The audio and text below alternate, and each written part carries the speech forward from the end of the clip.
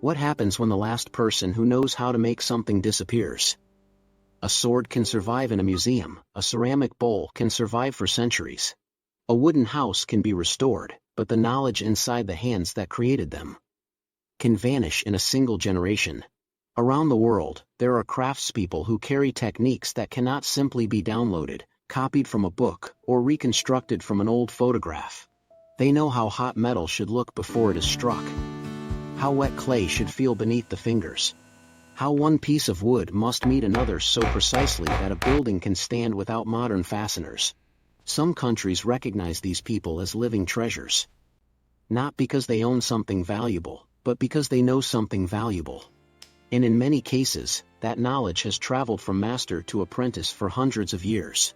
Today, we are going to meet 6 traditions from 6 different parts of the world. Each creates something completely different, but they all depend on the same fragile thing, one generation choosing to teach the next. Because when the last master is gone, the object may remain, but the knowledge may disappear forever. In Japan, mastery itself can become a protected cultural treasure. Traditional craft techniques of exceptional historic or artistic value can be officially recognized, along with the individuals or groups who have reached the highest level of skill. Sword making shows why that idea matters. A traditional Japanese blade is not simply shaped from a piece of steel. The smith must understand heat by color, control carbon in the metal, forge, fold, shape and harden the blade while judging changes that cannot be measured only by instruments. One mistake during heating or cooling can destroy days of work, and some of the most important decisions happen in seconds. That is why watching a masterwork is different from reading instructions. An apprentice learns how the hammer sounds, how the steel responds, when to stop, when to strike again. The finished sword may survive for centuries, but the real inheritance is not the blade. It is thousands of decisions that eventually become instinct, and instinct cannot be placed behind museum glass. In Romania, the treasure begins as earth.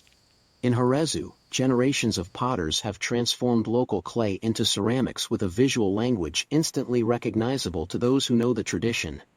The process is divided between many precise skills. The clay must be selected, cleaned, mixed, and prepared. The vessel is shaped on the wheel using techniques learned through repetition rather than calculation. Then comes the decoration.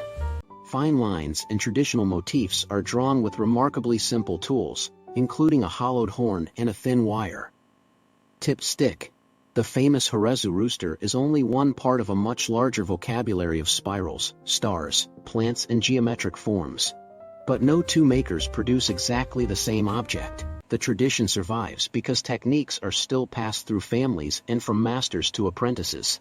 That means, a Horezu bowl is more than fired clay. It carries decisions inherited from previous generations. How the material should feel, how quickly the wheel should turn, how much pressure a finger should apply, and when the object is ready for fire. Lose those decisions and copying the pattern is not enough to bring the tradition back. In China, traditional carpenters preserve knowledge on a completely different scale. Instead of shaping a bowl or a blade, they shape buildings. Traditional timber, framed architecture uses columns, beams and complex wooden components joined through precisely cut connections. No modern steel frame is required to create the basic structure. The pieces lock together through systems of joints developed over generations. But the real skill is not simply knowing the shape of a joint. A master carpenter must understand how the entire building will behave, how weight travels through the frame, how wood expands, how different components support one another, and how a structure can remain flexible enough to survive movement without simply breaking apart. These techniques are still used in traditional construction and in the restoration of historic buildings. They are taught through demonstration and apprenticeship. A drawing can preserve the dimensions of a beam. It cannot preserve the judgment required to look at a piece of timber, feel its weight, see its grain, and know exactly where it belongs. The building may appear to be made from wood, but what truly holds it together is knowledge. In Ghana, knowledge can be woven into cloth. Kente is created from narrow strips woven on horizontal looms and later joined together into larger textiles. From a distance, the colors are what capture your attention, but the patterns can carry much more than decoration. Designs may be associated with proverbs, sayings, historical experiences, and social meaning. That means, the weaver is not only producing fabric. The weaver is arranging information, color, pattern, rhythm, identity. The craft has evolved over time, but it still depends heavily on people teaching people. Knowledge passes through families, master weavers, apprenticeships, and formal education. Each weaving community can also have senior craftspeople responsible for maintaining standards and passing knowledge forward. A machine can imitate colors. It can reproduce a pattern. But that does not automatically reproduce why that pattern exists, when it should be used, or what it communicates to the people who understand it. Sometimes, the most fragile part of a tradition is not how an object is made. It is what the object means. In southwestern Iran, some carpet weavers create patterns without following a printed design. In the traditional carpet weaving of Fars, wool is prepared, spun and dyed, often using colors produced from plants and natural materials. Then the weaving begins, but for some traditional weavers, there is no full drawing sitting beside the loom. The design develops through memory, experience, and inherited visual language. Scenes from life, colors, shapes, and patterns emerge one knot at a time. That means two carpets made by the same tradition do not need to become identical. The craft lives partly inside the maker, and the knowledge moves through families. Mothers traditionally teach daughters the weaving skills. Other members of the family transmit knowledge of shearing, loom building, and preparing materials. A finished carpet may last longer than the person who made it. But if nobody learns how to choose the wool, prepare the colors, control the tension, and build a design without simply copying one, then the carpet survives, while the tradition disappears. In the highlands of Madagascar, the Zafi Manri preserve a world built around wood. Their houses, furniture, tools, and everyday objects carry generations of woodworking knowledge.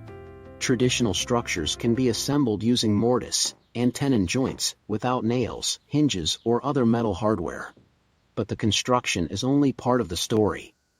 Wooden surfaces are covered with geometric patterns whose meanings belong to the community. One motif can represent family ties. Another can symbolize community life. And different tree species are chosen for different purposes, because craftspeople understand how each kind of wood behaves. The house is therefore not simply shelter. It is construction, memory, symbolism, and environmental knowledge combined. UNESCO describes the Zafi Manri as the last remaining repository of a woodcraft culture that was once much more widespread across Madagascar.